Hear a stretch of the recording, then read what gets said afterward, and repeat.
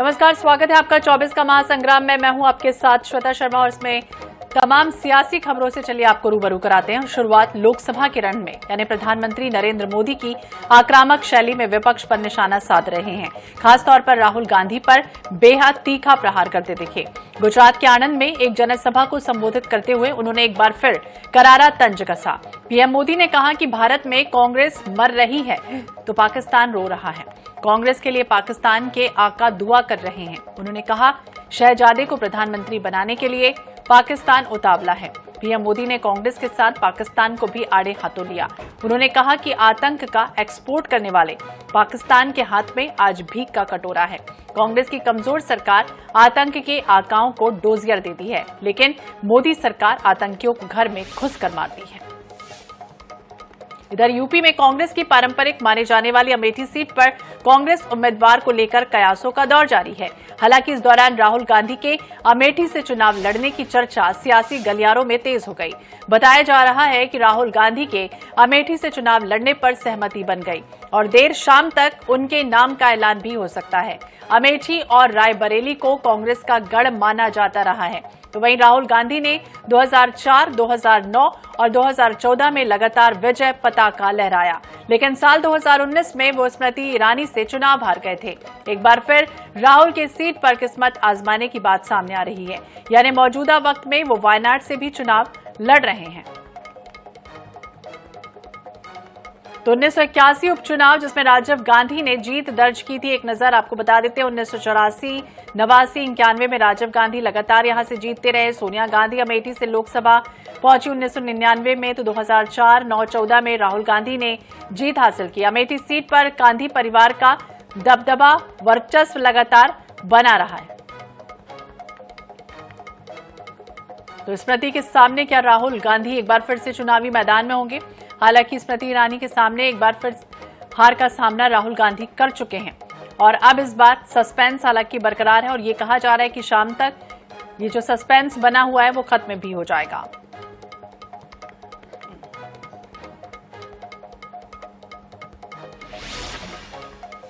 इधर छत्तीसगढ़ के सियासी गलियारों में कांग्रेस नेता राधिका खेड़ा का विवाद जमकर सुर्खियां बटोर रहा है।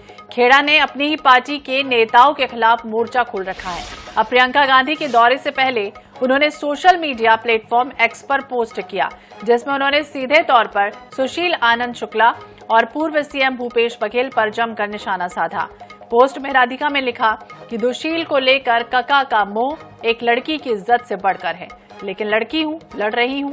उन्होंने पोस्ट में प्रियंका के दौरे का भी जिक्र किया और ये कहा कि प्रभु श्री राम के ननिहाल में दीदी का स्वागत है। तो नारी तू अबला नहीं स्वयं, इस तरह की बातों का जिक्र किया गया। प्रियंका गांधी जिस तरह छत्तीसगढ़ के दौरे पर आ रही हैं, उसके पहले इस तरह का ट्वीट कई तरह के सवालों को भी जन्म दे रहा है। वहीं दुशील को लेकर कका का मोह, इस तरह की बातें करती हुई नजर आई हैं राधिका खेड़ा। उनके साथ सुशील आनंद शुक्ला का जिस तरह से विवाद हुआ, इसके बाद अब दूसरा पोस्ट एक्स पर उन्होंने कर दिया है और ये भी कहा कि प्रभु श्री राम के ननिहाल में दीदी का स्वागत है। हालांकि इसके पहले मां कौशल्या के मायके में बेटी का अपमान, इस तरह की बातें उन्होंने पहले पोस्ट में की और अब दूसरे पोस्ट में खेड़ा का सियासी बखेड़ा इसे कह सकते हैं, जब तंज भरा नया पोस्ट उनका सामने आया है। तो पूर्व सीएम भूपेश बघेल को भी उन्होंने नहीं छोड़ा।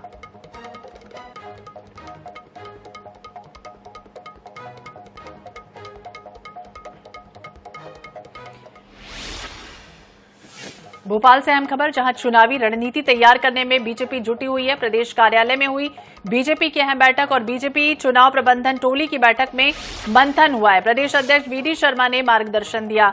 बीजेपी प्रदेश अध्यक्ष वीडी शर्मा का बयान सामने आया है। काम की मॉनिटरिंग और फीडबैक को लेकर उन्होंने चर्चा की है। वहीं मतदान प्रतिशत बढ़ाने को लेकर भी मंथन हुआ है। 10% वोट बढ़ाने का प्रयास लगातार जारी है। कांग्रेस का मतदाता भारी निराशा से भरा है, इसलिए घर से बाहर नहीं निकल रहा। छिंदवाड़ा में भी हम जीत रहे हैं।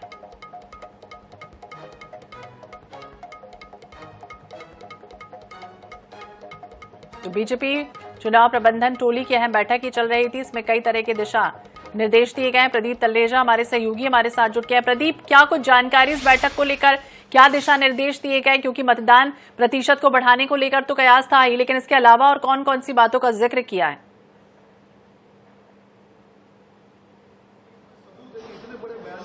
दूसरे चरण में जिस प्रकार से मतदान हुए और मतदान का प्रतिशत कहीं ना कहीं कम हुआ है, और इसको लेकर देखिए राजनीतिक पार्टियों में कहीं ना कहीं चिंता थी, आत्ममंथन किया जा रहा था कि आखिर मतदान का प्रतिशत कैसे गिरा। देखिए तमाम प्रकार के बयानबाजी जरूर सुनने में आई थी, चाहे डिप्टी सीएम की बात करें या अन्य नेताओं की। उनका साफ तौर पर कहना था कि जिन जगहों पर चुनाव हुए हैं वहां पर शादी, फसल कटाई वगैरह के कार्य चलते वोटिंग परसेंटेज कम हुआ है, लेकिन जो और 2 चरण होने हैं इसमें कैसे वोटिंग परसेंटेज को बढ़ाया जाए। जो प्रभारी नियुक्त किए गए हैं हर बूथ को लेकर, उस पर उनको और ज्यादा ताकीद दी गई है कि कैसे वो मतदाताओं तक पहुंचे। हर पन्ना प्रभारी तक की अगर बात करें तो हर पन्ना जो प्रभारी है उनको ये जिम्मेदारी सौंपी गई है कि वो मतदान केंद्रों तक मतदाताओं को लेकर पहुंचे। देखिए तमाम ताकीद जो है वो आज दी गई है, और सबसे बड़ी बात यह है कि आज जिस प्रकार से चुनाव प्रबंधन समिति की बैठक हुई, बैठक में खुद मुख्यमंत्री माफ कीजिएगा प्रदेश अध्यक्ष वी डी शर्मा, महेंद्र सिंह जैसे तमाम जो दिग्गज नेता थे वो मौजूद थे, और हर एक पहलू पर देखिए विस्तार से चर्चा की गई है कि आगामी 2 चरणों में कैसे मतदान को बढ़ाना है, कैसे 10% और मतदान बढ़ाया जा सकता है। इन सभी तमाम बातों को लेकर देखिए मंथन जरूर हुआ है।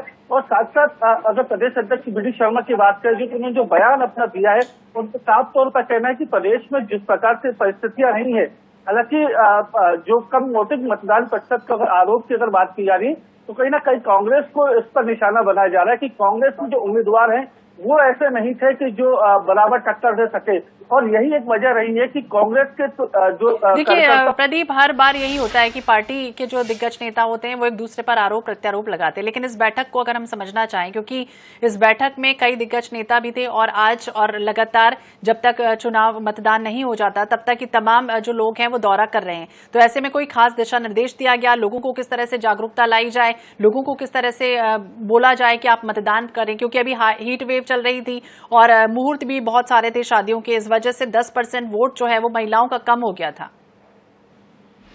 देखिए निश्चित तौर पर ये जरूर कहा जा सकता है कि हमने देखा था कि पिछले कुछ दिनों पहले अगर हीट वेव की अगर बात करें तो काफी प्रदेश में काफी तेज थे, और शादी ब्याह के जो सीजन थी वो भी काफी तेज थी। इसकी वजह से जो है मतदान कहीं ना कहीं प्रभावित जरूर हुआ है, लेकिन मतदाताओं को जो तीसरा और चौथे चरण जिसका मतदान अब मध्य प्रदेश में होने है उसको लेकर देखिए तमाम तैयारियां जो है वो बीजेपी की तरफ से की जा रही हैं।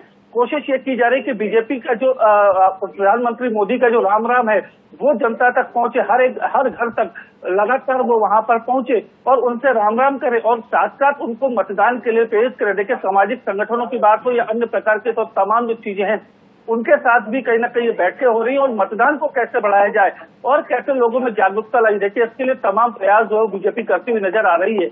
और यही कहा जा सकता है कि आने वाले समय में जब 7 तारीख को मध्य प्रदेश में तीसरे चरण का मतदान है तो इससे समझ में आ जाएगा कि प्रदेश में क्या स्थिति रहेगी, क्योंकि जो मतदान प्रतिशत अभी कम हुआ है 8 से 10% का, उसको कैसे वापस बैकअप लाती है बीजेपी, ये देखने वाली बात जरूर है। बिल्कुल प्रदीप, और हाल ही में जिस तरह से प्रधानमंत्री जहां जहां पर भी दौरा कर रहे हैं वो यही कह रहे हैं कि जो लोग यहाँ पर मौजूद हैं वो तो सुन ही रहे हैं, लेकिन जो लोग नहीं है मौजूद उनको जरूर प्रणाम कहना, राम राम कहना, जिस तरह से आपने जिक्र किया। इस तरह से क्या कुछ आगे बदलाव हो सकता है, रणनीति किस तरह से प्रभावी कारगर होगी?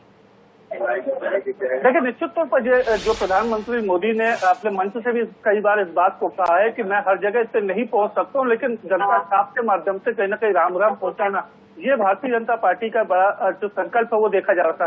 देखिए अब समय धीरे धीरे निकट आता जा रहा है, ऐसे में तमाम जो राजनीतिक दल हैं, बात बीजेपी की अगर की जाए तो बीजेपी के तमाम नेता हो, चाहे मंडल अध्यक्ष हो, चाहे बूथ के कार्यकर्ता हो, चाहे पन्ना प्रमुख हो, वो जनता के बीच में जा रहे हैं, वोटिंग की पर्चियां जो है वो वहां पर देते जा रहे हैं, और साथ साथ प्रधानमंत्री मोदी का जो संदेश है वो लगातार देते हुए नजर आ रहे हैं। तो देखिए ये जरूर कहा जा सकता है कि मतदान को बढ़ाना ये कहीं ना कहीं बीजेपी का बड़ा लक्ष्य है, और इसको हासिल करने के तमाम प्रयास जो है लगातार बीजेपी कर रही है। तो बिल्कुल मार्गदर्शन दिया गया, और ये मार्गदर्शन कितना प्रभावी होता है नेताओं के जो दौरे चल रहे हैं उसे भी लेकर नजर बनाए रखी। बहुत बहुत शुक्रिया बातचीत करने के लिए, जानकारी के लिए।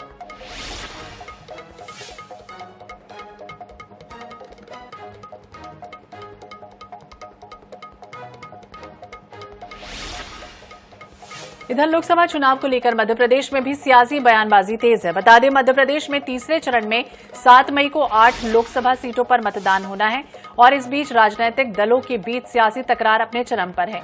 मऊ में मंत्री कैलाश विजयवर्गीय ने लोगों को संबोधित करते हुए कहा कि जिस पोलिंग बूथ पर कांग्रेस को एक भी वोट नहीं मिलेगा वहां 25 लाख रुपए से ज्यादा का विकास कार्य होगा। तो वहां कराऊंगा 25 लाख रुपयों का काम, इस तरह की बातों का जिक्र किया गया। कैलाश विजयवर्गीय ने जिस बूथ पर कांग्रेस को नहीं मिलेगा वोट, वहां 25 लाख रुपए का काम भी कराऊंगा, इस तरह की बातें की गई हैं।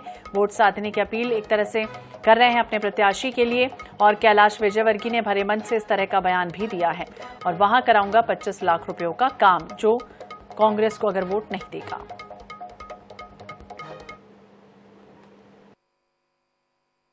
महू का चुनाव विधानसभा का 1.5 लाख की गारंटी लॉट, 1.5 लाख की, यहां से 1.5 लाख से जीतना चाहिए। आधे पोलिंग पे तो कांग्रेस के पोलिंग बूथ पे कार्यकर्ता नहीं मिलेंगे अंतरपिंडी पे आने के बाद। गलत बोल रहा हूं क्या मैं? पोलिंग बूथ के कार्यकर्ता नहीं मिलेंगे तो वहां पर क्या करना ये तो आप सब समझ जा रहे हैं। ये तो मुझे समझाने की जरूरत है। इसलिए सब कार्यकर्ता मैं आपको एक बात और कहता हूं, जिस पोलिंग बूथ पे कांग्रेस को एक भी वोट नहीं मिलेगा वहां मैं 25 लाख के विकास के काम करवाऊंगा, जो आप बोले। तो सुना आपने क्या कुछ कहा है कैलाश विजयवर्गीय ने। उन्होंने कहा है, बड़ा बयान दिया है कि जिस बूथ पर कांग्रेस को वोट नहीं मिलेगा उस जगह पर यानी उस क्षेत्र के विकास के लिए 25 लाख रुपए का काम भी करवाऊंगा। यानी कई तरह के विकास के काम जो अधूरे पड़े हुए हैं, जो निर्माण नहीं हो पा रहे हैं, उससे लेकर कैलाश विजयवर्गीय ने ये बड़ा बयान दिया है भरे मन से। महू में चुनावी सभा कर रहे थे, उस दौरान ये बयान उनका सुर्खियां बटोर रहा है। तो 25 लाख रुपयों का विकास कार्य भी करवाया जाएगा। हालांकि एक दूसरे को निशाना साध रहे हैं तमाम राजनीतिक पार्टियां, और इस बीच तमाम जो नेता हैं वो एक दूसरे के लिए बयानबाजी भी कर रहे हैं।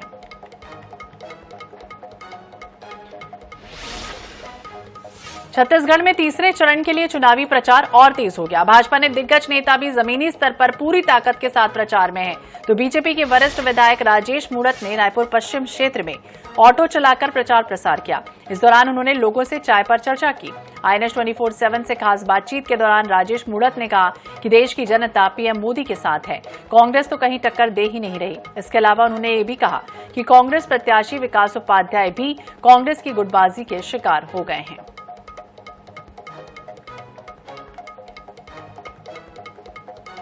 लोकसभा चुनाव के तीसरे चरण के मतदान के लिए कुछ ही दिन शेष है और चुनाव प्रचार जो है वो किस तरह से हो रहा है देखा जा सकता है। ये रायपुर पश्चिम की तस्वीर है, जहां पर रायपुर पश्चिम के विधायक और पूर्व मंत्री राजेश मूणत ई रिक्शा के माध्यम से चाय पर चर्चा कार्यक्रम के तहत प्रचार कर रहे देखा जा सकता है। ई रिक्शा वे स्वयं चला रहे हैं। उनसे जरूर जानने की कोशिश करेंगे कि ई रिक्शा के माध्यम से जनता तक पहुंचने की कोशिश कर रहे हैं, कितने सफल होते नजर आ रहे हैं, और ये जो चाय पर चर्चा का अभियान है कितना सफल हो पा रहा है। आप स्वयं ई रिक्शा चलाकर लोगों तक पहुंच रहे, क्या इसकी वजह है? देखिए, हमारा उद्देश्य सुबह मॉर्निंग के अंदर लोग निकलते हैं और हमने एक चाय का स्टॉल बनाया है, मोदी चाय स्टॉल। इसको लेकर कार्यकर्ता लगातार, मैं भी इसके अंदर घूम रहा हूँ। सुबह के समय आते हैं, लोगों से मिलते हैं, बातचीत करते हैं। जहाँ हो जाता है वहाँ स्टॉल लगा लेते हैं, संवाद भी होता रहता है, चाय भी पीते हैं। क्योंकि सुबह गार्डन में 7 बजे 7:30 बजे चौक चौराहे पे लोग मिलते हैं, तो एक माध्यम है प्रचार का। चलो भाई, हम भी लेकर के निकले। अब रिक्शे में है चाहे कार में, फर्क क्या पड़ता है। जनता से जब संवाद करने निकले हैं तो जनता की भाषा में बात कर रहे हैं। कैसा रिस्पांस देख पा रहे हैं, क्योंकि लगातार आप न सिर्फ रायपुर बल्कि अन्य स्थानों का भी दौरा कर रहे हैं, कैसा रिस्पांस देख पा रहे हैं इस बार? बहुत अच्छा रिस्पांस है, सब लोग पॉजिटिव हैं और सबके मन में मोदी जी के प्रति विश्वास है। देश की तरक्की और प्रगति के मार्ग को आगे ले जाने के लिए मोदी जी के साथ में जनता का जन सहयोग, विश्वास और जन सैलाब देखने को मिल रहा है। जहां भी जाते लोग चर्चा करते, नहीं आप चिंता मत करिए, मोदी जी पक्का है। यहाँ तो कोई टक्कर ही नहीं है साहब। जो प्रत्याशी चुनाव लड़ रहा है उसको खुद को नहीं मालूम है, कार्यालय नहीं खोल पा रहा है अपना। लोकसभा का चुनाव लड़ रही है कांग्रेस पार्टी, और कांग्रेस पार्टी का राष्ट्रीय सचिव रायपुर से लोकसभा का चुनाव लड़ रहा है। व्यक्ति से मतलब नहीं है, राष्ट्रीय सचिव है वो।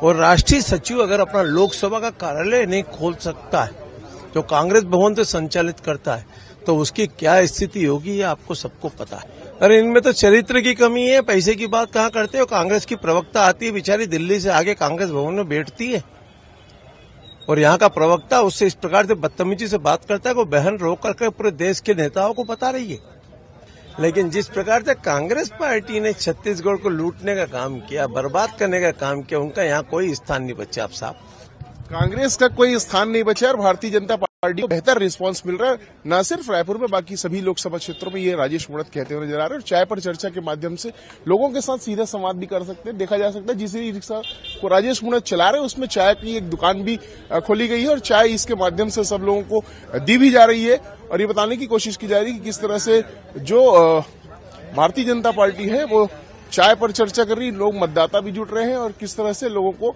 चाय पिलाने का काम भी किया जा रहा है। इसका लाभ कितना होगा ये तो 4 जून को पता चलेगा, लेकिन इसके माध्यम से भारतीय जनता पार्टी माहौल बनाने की कोशिश करती जरूर नजर आ रही है। कैमरामैन मलकीत सिंह गिल के साथ गौरव शर्मा, INS 24/7 रायपुर। मध्य प्रदेश कांग्रेस के प्रदेश अध्यक्ष जीतू पटवारी को लेकर भी बीजेपी में जाने की अफवाह उड़ गई। सिलसिला मंत्री गोविंद सिंह राजपूत के बयान से शुरू हुआ, लेकिन अब इसका जीतू पटवारी ने खुद ही खंडन कर दिया। बीजेपी नेताओं को खूब खरी खोटी भी उन्होंने सुनाई है। देखिए जवाब। बीजेपी में जाने की अटकलों का किया खंडन। मध्य प्रदेश में इन दिनों कांग्रेस छोड़ बीजेपी में शामिल होने की होड़ मची है। इसी कड़ी में मंगलवार को मंत्री गोविंद सिंह राजपूत ने दावा किया कि 7 मई तक जीतू पटवारी भी बीजेपी में आ जाएंगे। ऐसा ही याद रहे तो को मालूम पड़े 7 तारीख तक जीतू पटवारी ने भाजपा में आ जाना।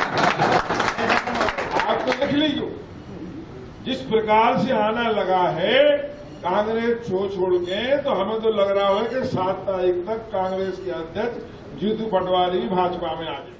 इस बयान से अटकलों का बाजार ऐसा गर्म हुआ कि कांग्रेस नेता एक दूसरे से कंफर्म करने लगे कि क्या प्रदेश अध्यक्ष भी बीजेपी ज्वाइन कर रहे हैं। ये खबर उड़ती हुई जीतू पटवारी तक भी पहुंच गई, जिस पर उन्होंने बीजेपी नेताओं को खूब खरी खोटी सुनाई। गोविंद राजपूत बेहोश है। बेहोशी के कई कारण हो सकते हैं। सत्ता की बेहोशी भी हो सकती है और तरीके की बेहोशी भी हो सकती है। वो होश में आएंगे तब बात करें। बीजेपी लगातार जीतू पटवारी पर निशाना साधती रही है। जब से पटवारी को कांग्रेस ने प्रदेश अध्यक्ष बनाया, तब से जोड़कर ये प्रचारित किया जा रहा है कि पार्टी छोड़ रहे नेता जीतू से खुश नहीं हैं। शिवराज सिंह चौहान, सीएम डॉक्टर मोहन यादव जैसे दिग्गज तक जीतू के नेतृत्व पर सवाल उठाते दिखे हैं। Bureau report, INH 24/7। इधर कांग्रेस विधायक रामनिवास के बीजेपी ज्वाइन करने के बाद ये अटकलें खूब गरमाई कि नेता प्रतिपक्ष उमंग सिंघार भी पार्टी छोड़ सकते हैं। अब इन कयासों का खुद उमंग सिंघार ने जवाब दिया। वो तो घूम घूम कर अटकलों का खंडन करते दिखाई दे रहे हैं। देखिए, उमंग सिंघार ने दिया जवाब। बीजेपी में जाने की अटकलों को विराम। जो डर गया वो बीजेपी में गया, मैं सिंधिया नहीं। कांग्रेस के वरिष्ठ नेता उमंग सिंघार ने बीजेपी में जाने की अटकलों को अफवाह करार दिया है। बुधवार को इंदौर एयरपोर्ट पर पत्रकारों से चर्चा में उन्होंने कहा कि जो भी अटकलें चल रही हैं, ये सब बीजेपी की IT सेल की चाल है। उन्होंने ये भी कहा कि मैं सिंधिया नहीं हूँ। देखिए, अफवाहें भारतीय जनता पार्टी का IT सेल की अफवाहें हैं, उसमें मैं विश्वास नहीं करते। और आप देख रहे कितने सालों से पार्टी के साथ खड़ा हूं। कई बार ऑफर भी आते हैं। अब जब सरकार जा रही थी जब हमने प्रलोभन भी नहीं आया, तो अब तो सवाल ही नहीं। और रही बात दूसरी बात, तो उमंग सिंघार है, सिंधिया नहीं है।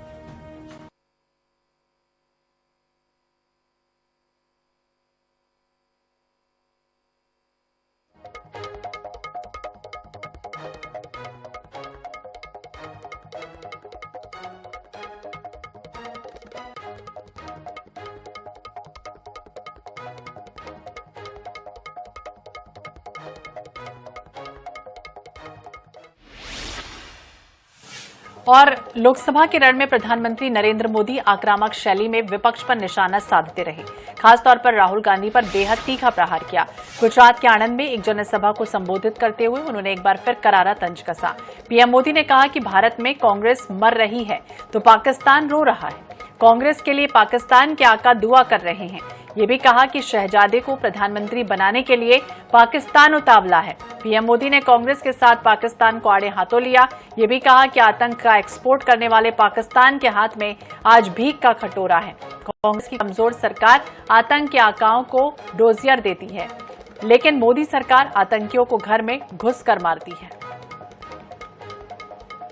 संयोग देखिए, आज जब भारत में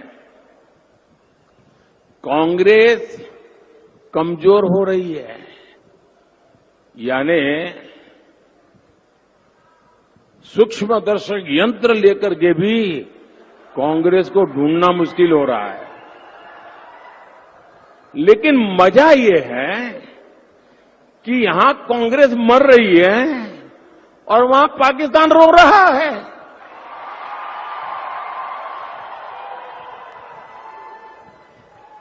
आपको पता चला होगा, कांग्रेस के लिए अब पाकिस्तानी नेता दुआ कर रहे हैं। शहजादे को प्रधानमंत्री बनाने के लिए पाकिस्तान उतावला है। आपने कल देखा होगा। और हम तो जानते ही है कांग्रेस।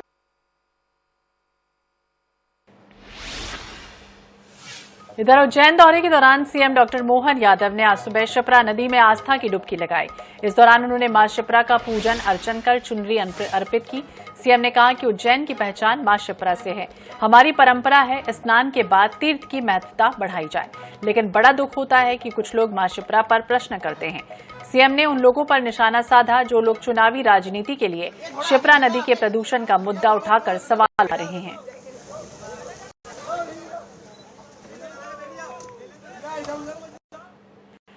शिप्रा के पावन तट पर हमारी परंपरा तीर्थ की महत्ता बड़ा है। बड़ा दुख होता है कि कभी कभी लोग मां शिप्रा पर प्रश्न करते हैं। हम सब जानते हैं कि ये मां का तट है, इसकी पवित्रता। तो खरगोन लोकसभा क्षेत्र में भाजपा के पूर्व कृषि राज्य मंत्री बालकृष्ण पाटीदार 71 वर्ष की आयु में अनोखे अंदाज में भाजपा प्रत्याशी गजेंद्र पटेल के समर्थन में गांव-गांव जाकर वोट मांग रहे हैं, जिसकी चर्चा हर ओर हो रही है। पूर्व मंत्री पाटीदार घोड़े पर सवार होकर घर घर पहुंचते हैं और घोड़ा नचाकर लोगों का मनोरंजन भी करते हैं, साथ ही वोट भी मांग रहे हैं। इस दौरान रात में लोगों की अच्छी खासी भीड़ लगती है। प्रत्याशी को जिताकर प्रधानमंत्री नरेंद्र मोदी को तीसरी बार प्रधानमंत्री बनाने की गुहार लगाते हैं। उनके साथ बड़ी संख्या में भाजपा समर्थकों का कारवां चलता है। पूर्व मंत्री पाटीदार के गांव-गांव घोड़े से पहुंचने के अंदाज को खूब सराहा जा रहा है। पाटीदार रात में भी घोड़े से गांव में पहुंचते हैं। शाम 6 बजे से रात करीब 1 बजे तक नुक्कड़ सभाएं कर लोगों से वोट की अपील करते हैं। पूर्व मंत्री पाटीदार भगवानपुरा विधानसभा के नागझिरी शक्ति केंद्र पहुंचे। यहां लोगों से घोड़े पर बैठकर ही संपर्क किया। इसके बाद उन्होंने सभा को संबोधित किया और ग्रामीणों ने फूल बरसाकर आतिशबाजी करके बालकृष्ण पाटीदार का स्वागत भी किया।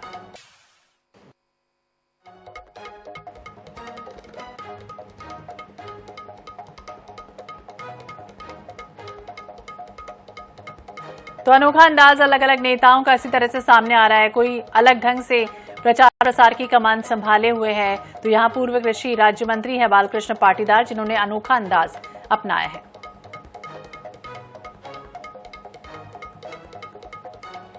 इसी के साथ न्यूज अपडेट में बस इतना ही। बाकी अपडेट्स के लिए आप देखते रहिए INS 24/7। नमस्कार।